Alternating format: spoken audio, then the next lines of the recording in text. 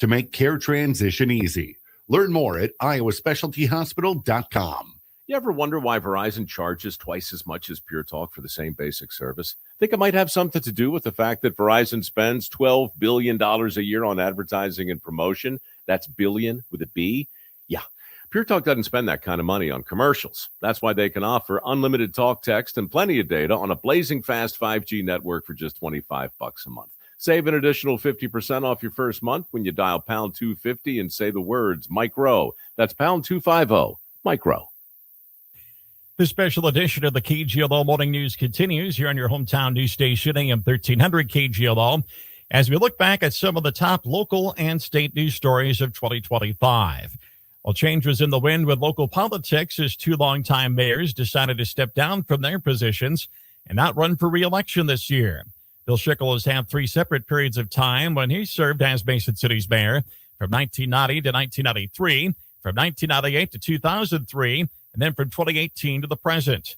At his final city council meeting, Schickel said he was proud of the work he's accomplished, working alongside other city leaders and staff. We've accomplished many, many great things together. Any mistakes were my own, but every time I've stumbled, this community has lifted me up. You taught me that leadership isn't about perfection. It's about humility, partnership, and the people that walk beside you. Serving alongside of you has been one of the greatest honors of my life. Longtime City Councilman John Lee was elected as the community's new mayor in November, defeating political newcomer Kimber Cleveland with 52% of the vote. Clear Lake's mayor also decided to step aside after 20 years of service. Nelson Crabb says one of the keys of being a successful leader is being able to listen. A guy that's willing to listen, not necessarily always agreeing with you, but willing to listen. You know, I have a lot of that'll come in the front out there, and girls will come back and say, so-and-so and so-and-so's out front would like to talk with you. Is that all right? And, you know, I've never said no, you know, so that's, yeah, you have to be available and listen. You know, that's key. Critical listening is key, not just to sit there and smile and make good eye contact. Councilman Mark Ebling won a three-man race to replace Crabb. After years of being stalled as part of the River City Renaissance Project, the groundbreaking for the hotel portion of the plan finally happened on October 16th. The 88-room Home to Suites by Hilton extended stay hotel will connect to Music Man Square via the already constructed skywalk. The city back in July entered into a development agreement with ES 2024 Mason City Hotel Associates, a limited liability corporation connected to Kenseth Hospitality Corporation, to construct the hotel.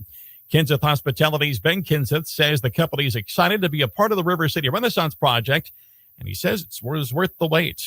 We have the world's best hotel product, in my opinion, my family's opinion, coming to this site. We put a lot of thought into what would work here, what would thrive, and make this the best hotel site it could be. And of course, the city stepping up and owning the mall, there's been a lot of steps to get to this point. We really appreciate the groundwork that's been laid by the community. I think you'll be very impressed when we get this hotel built. When completed in about 18 months, it'll be the first hotel opened in downtown Mason City in over 100 years, when the Hanford Hotel, which is now the Manor, was opened in 1922. The grand opening of the Riverwalk District and Waterfront Plaza in Mason City happened on June 19th. The south end of the Southbridge Mall parking lot has been transformed into an inviting, usable space, incorporating the natural environment next to Willow Creek, and it helps link the community's cultural amenities as well as the recreational and leisure venues with the downtown area. Christy King of Berglund and Cram was the architect for the project. King says the Riverwalk serves as a gateway to the downtown area. As people come into our downtown, this spot really is a visual gateway into our downtown, which is the heart of our community. We also recognize that there's a lot of dead-ending pedestrian traffic in this area.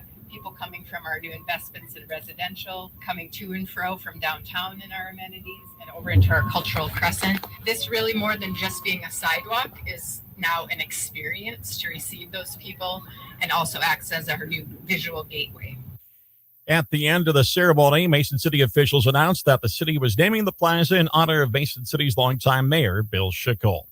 Funding for the Riverwalk was part of a $4.5 billion Destination Iowa grant that also helped with the construction of the Prairie Rock Trails Bike Park. The park that's located at 1500 Elm Drive is a world-class facility adjacent to the Lime Creek Conservation Area. connecting riders to more than 20 miles of trails and 600 acres of scenic parkland.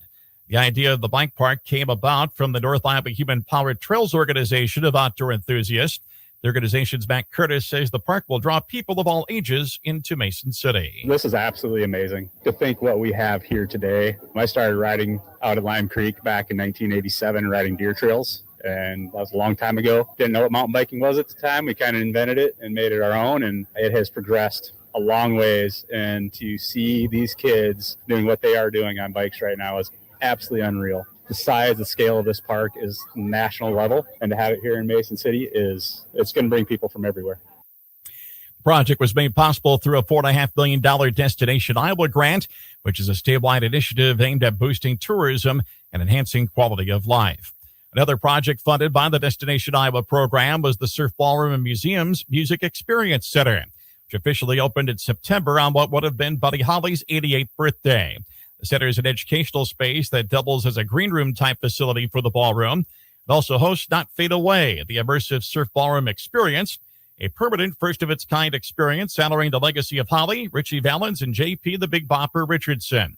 Jeff Nicholas, the president of the North Iowa Cultural Center and Museum, that's the nonprofit organization that manages the surf, says the new MEC will tell the story of the ballroom's history to younger and older generations. So rather than focusing about where we begin the story, the important thing is making sure that the story never ends.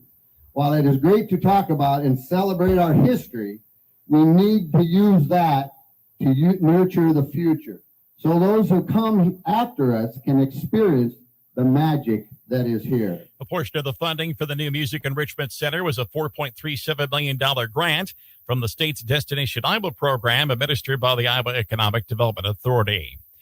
June 27th marked the 30th anniversary of the disappearance of KIMT molding anchor Jody Husentrut. Friends, family, and coworkers gathered in front of KIMT in downtown Mason City to remember their missing colleague. A prepared statement from Husentrut's family was read at the start of the event. The pain and anguish felt by us and all who love Jody are immeasurable.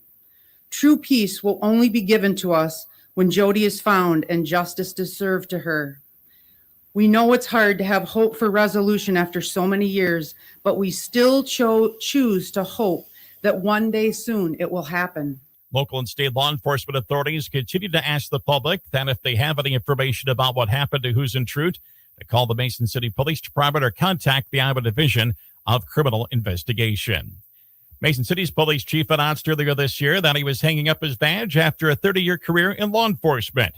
Jeff Brinkley served as Mason City's chief of police since January 2016. As part of a farewell speech at the end of a meeting of the city council in November, Brinkley thanked the council and city staff for their support during his 9-year tenure. Whether it was approving a mental health grant application, supporting a mid-contract wage increase to help MCPD's officer retention, or committing to renovating MCPD for the next generation of personnel, you always said yes. I have come to appreciate that it has never been a fight here to do what is good for Mason City and good for public safety. Longtime Mason City police officer Mike McKelvey was approved by the city council to be the community's new police chief. Tragedy struck in April when a body found in the Winnebago River near East Park was that of a missing teenager. 17-year-old Dominic Garrett was reported missing by his family on April 4th. Authorities were called on the afternoon of April 19th to East Park on the report of a body in the river. Foul play was not suspected. In mid-June, a Central Iowa fisherman's body was recovered from Clear Lake. 54-year-old Dennis Bloom of Fonda was located after an extensive search. That was after authorities received a 911 call reporting an unoccupied fishing boat that was circling on Clear Lake. DNR Water Patrol officers responded and made contact with the witnesses who reported the incident. Those witnesses were able to stop the boat, which contained Bloom's belongings. In mid-July, a Forest City man fleeing from law enforcement died after an accident in Clear Lake. The Iowa State Patrol says 22-year-old Zachary Hill was actively attempting to elude law enforcement. Hill lost control at a high rate of speed at the intersection of 4th Avenue South and South Shore Drive, struck a tree, and then struck an unoccupied house and 2 parked vehicles. Hill was fatally injured in the accident. A Garter man charged with trying to kidnap a woman from a Mason City grocery store parking lot in April pleaded guilty in the case earlier this month. 60-year-old Blair Griman had been convicted of first-degree kidnapping, second-degree sexual abuse, and attempted murder. for attacking an 18-year-old woman in the Kmart parking lot in Mason City when he was 16 years old. He was sentenced to life in prison without the opportunity for parole, but he was granted parole in 2017 after the U.S. Supreme Court's ruling in 2010 that life sentences without the opportunity for parole for juveniles was unconstitutional because it was cruel and unusual punishment. Ryman on April 30th of this year was accused of trying to kidnap a 20-year-old female while in the Aldi parking lot, but the woman was able to fight him off and flee to a bystander. Ryman, as part of a plea agreement, faces 25 years in prison with a mandatory minimum of 85% of the sentence having to be served. During a plea change hearing last week, District Judge Rustin Davenport asked Ryman to confirm the accusations against him. And on that date, would you agree that you confined, I want to refer to her by initials, to an area near the back of her vehicle and prevented her from driving away and accessing the public? Do you agree with that? Yes. And that goes to the element the state has to prove that you confined or removed the victim. Would you agree that your actions did confine or remove the victim? They confined her, yes. State also has to prove that you did this without her consent. And in your statement, do you agree that you did that without her consent? Yes. State also has to prove that you did it with the intent of committing sexual abuse. Do you agree with that statement? Yes. Ryman is scheduled to be sentenced on February 3rd. Several major North Central Iowa employers announced layoffs or closures of their manufacturing facilities. Winnebago Industries decided to close their manufacturing facilities in Charles City and Waverly, laying off about 100 employees from those two facilities. The recreational vehicle manufacturer also laid off 128 employees at their Forest City facility and 20 more at their Lake Mills site. Longtime Osage sock manufacturer Fox River Mills announced in late July that they were closing in October, impacting 105 workers. In May, Forte Opening Solutions, formerly known as Masonite, closed their two buildings of operation in Mason City, impacting 93 employees. While Michael's Cookies announced they were closing their Clear Lake manufacturing facility, with 29 employees losing their jobs because of the plant closing. A derecho rolled through North Central Iowa on July 28th and 29th, causing extensive storm damage in several locations. The National Weather Service confirmed an EF0 tornado that touched down southwest of Mason City near the interstate and the avenue with the Saints interchange. And 43 North Iowa held a celebration to commemorate the completion of its new residential care facility for persons with mental illness. The organization remodeled the former Globe Gazette building at 300 North Washington Avenue, moving operations from their current facility at First and North Adams. Executive Director John Derryberry says their old facility was built in 1908 and could not handle the needed capacity. And we only had 12 beds, and we had a long wait list. And so we made a decision from a board standpoint and a leadership standpoint that we needed to create more access for mental health services, get people off the streets, lessen the load for the police, fire, EMS here in Mason City. And so we bought the Globe with the idea of this was a big enough space to create a state-of-the-art mental health facility that gives people space, compassion, a place to go to get healthy. And if you walk the building, that's kind of what you feel. So it's just a beautiful space. Celebration in October included a parade from their current facility to the new location, along with a ribbon-cutting ceremony and open house for guests to explore the facility. The special edition of the KGLO Morning News continues after this break with the top state stories of 2025. It's 7:32 here at your hometown news station, AM 1300 KGLO. When the temperature bottoms out, going with Cenex Premium Diesel from Nexus Cooperative can protect your bottom line. Cenex Wintermaster comes with a more complete additive package for a more complete burn and has a cold weather operability of 30 below and a cold filter plugging point of 55 below. That'll send a chill down winter spine. Contact your local Nexus Energy team member today to order or visit nexus.coop to learn more about Cenex Premium Diesel. It's diesel that doesn't mess around.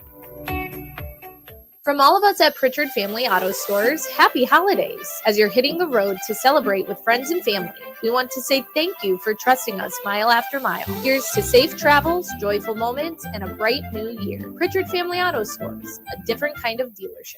KGLO News Time is 7:33 as the special edition of the KGLO Morning News continues here on your hometown news station, AM 1300 KGLO, as we now look at some of the top state stories of local interest here in 2025.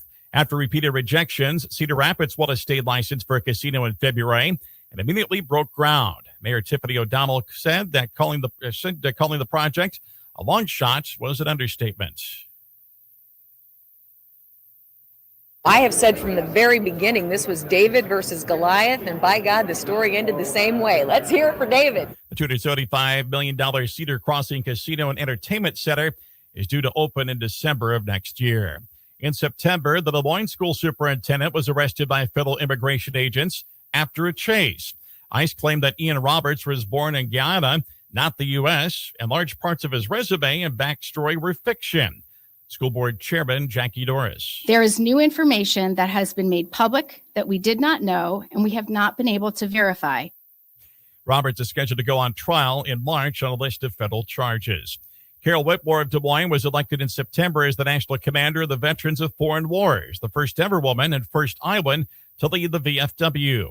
Whitmore had served in the U.S. Army for 36 years. The billion-dollar nuclear-powered submarine USS Iowa was commissioned in April in Connecticut. Former Iowa First Lady Christy Vilsack was picked to give the crew its first order. Officers and crew of the USS Iowa, board our boat and bring her to life. It's the fourth U.S. Navy vessel to bear the Iowa name. In December, 2 Iowa National Guard members were killed, 3 wounded, in an ambush in Syria. Marshalltown had an outbreak of Legionnaire's disease in September, which eventually was traced to a rooftop air conditioning unit, according to Marshall County Public Health Director Sydney Greenwell. We are focusing on the cooling towers. The CDC is in line with that. 2 people in Marshalltown died from Legionnaire's disease. Nearly 70 were sickened. The Blackhawk Bridge over the Mississippi River at Lansing in northeast Iowa was closed in October. And earlier this month, it was rigged up with explosives. And it toppled into the water, making way for the $140 million replacement, which should open in 2027. There were 2 big political announcements this year. The first one in April from Governor Reynolds. After a lot of thought, prayer, and conversations with my family, I have decided that I will not seek re-election in 2026. The other was in September from Iowa Senator Joni Ernst. After a tremendous amount of prayer and reflection, I will not be seeking re-election in 2026. Those decisions have led to dozens of candidates to run for state and federal office. A baby born in 2024 to Iowa parents at just 21 weeks was introduced to the media in July as a healthy boy who was initially given 0% chance of survival. Dr. Patrick McNamara is director of neonatology at the University of Iowa Health Center. What we have learned is that survival is possible at 21 weeks gestation, but not just survival, meaningful survival. Nash Keene of Ankeny now holds the Guinness World Record for the most premature baby. As we mentioned moments ago, 2025 was a very busy year in Iowa politics. Our political reporter, O.K. Henderson, has more in this special report. Radio Iowa, I'm O.K. Henderson with this review of the year's top political stories. In April, Republican Governor Kim Reynolds announced she would not seek re-election in 2026. It's time to step back and pass that baton to the next person to step in. In May, State Auditor Rob Sand, the only Democrat currently serving in statewide office, made it official and kicked off his campaign for governor. This state really needs a new direction. I think that most Iowans agree with that. By the end of November, 5 Republicans had announced they are running for governor, including Congressman Randy Feenstra. Washington isn't me. I want to be together with you. I want to be right here fighting and taking this state to new heights. Zach Lane of Belle Plaine is a businessman and farmer. I'm my own biggest donor in this campaign, and I'm here to tell you right now, I will not and I cannot be bought. 3 pastors are in the GOP race for governor. Adam Steen is a former state agency director. I am the faith guy. I'm a Jesus guy. I'm a Make America Great Again guy. Republican Representative Eddie Andrews of Johnson and former Iowa House member Brad Sherman of Williamsburg are also campaigning for governor.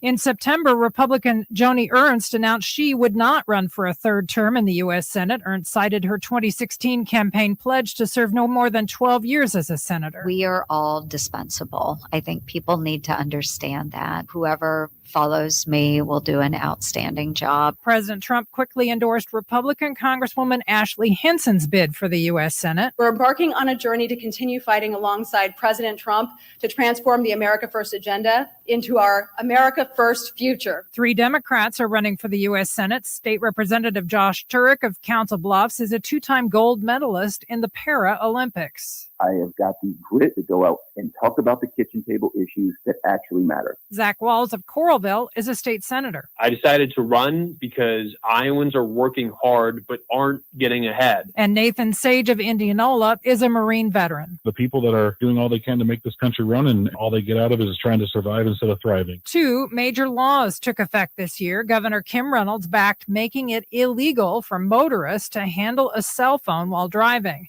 Another law requires all schools to ban students from using their cell phones during class. It's a great example of how we can come together to support simple, common sense solutions that can make an overwhelmingly positive difference. Reynolds vetoed a bill that would have established new guidelines that could have blocked construction of the proposed Summit Carbon Solutions pipeline. Ethanol advocates praised the governor's veto, but some fellow Republicans, like Representative Bobby Kaufman, harshly criticized it. Kim Reynolds has failed the state of Iowa, and her legacy is now spitting in the face of landowners. Check out radioiowa.com to hear more about the top news and sports stories of 2025. For Radio Iowa, I'm OK Henderson. And looking back at the year in business in Iowa, the manufacturing sector took up a lot of the spotlight with closings and some announcements of new facilities. John Deere has struggled throughout the year and laid off thousands of employees as sales dropped. A Creighton University economist Ernie Goss says November production levels from Midwest manufacturers, including in Iowa, were below what Goss calls growth neutral. John Deere just announced that their sales are down, their profits are down, and this is moving lower. And that's just emblematic of what's going on across the region. Goss says the outlook continues to be slower growth in the economy. There were some positive announcements from several businesses. A new $300 million facility in Eddyville has begun producing a corn-based chemical that'll be used to make consumer goods.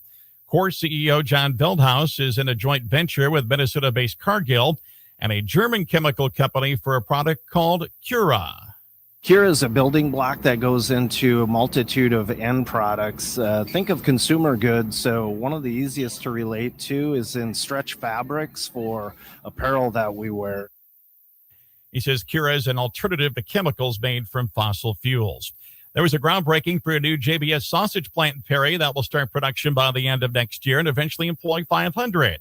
Perry Mayor Dick Cavanaugh says the new plant will help his community recover from the jobs lost when the Tyson plant closed. It will bring good jobs back to Perry, so our residents don't have to commute to work. It will attract new businesses and residents to our community. We'll also give a boost to our existing businesses. That new plant in Perry will be JBS's first sausage production site in the United States. There was a ceremonial groundbreaking in May for the $676 million Daisy brand plant planned for in Boone. They'll eventually employ more than 250 people. Boone Mayor Elijah Stein says it's a transformative project. One that will not only reshape the economic landscape of Boone, but the entire region. The future of Daisy Brands, the city of Boone, and the state of Iowa is all brighter because of this investment. Milk for the plant will come exclusively from Marshall Ridge Farms at nearby State Center.